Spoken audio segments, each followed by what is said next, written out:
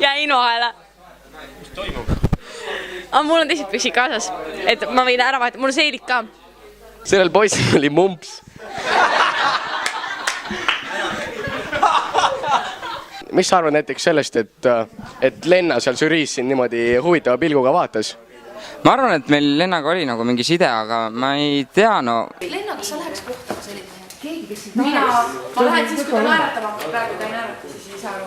Mida sa Lennaga teeksid, kui sa oleksid temaga üksikul saarel kahekesti ja teil ei oleks mitte midagi muud teha, kui ainult kõrvuti istuda ja vaadata merd, ookeanit? Ma istuks temaga kõrvuti ja vaataks ookeanit.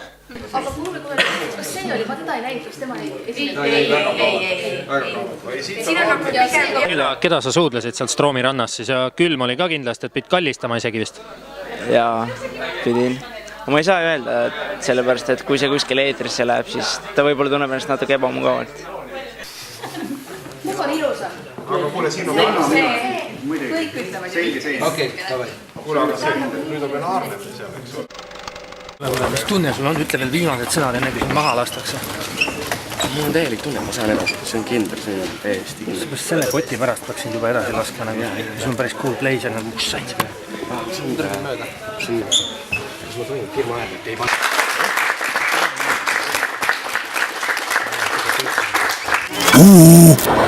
Sind otsitakse. Sind ja liiguta end. Filmitalgud vajavad su tugevaid töökaid käsi ja helget mõistust.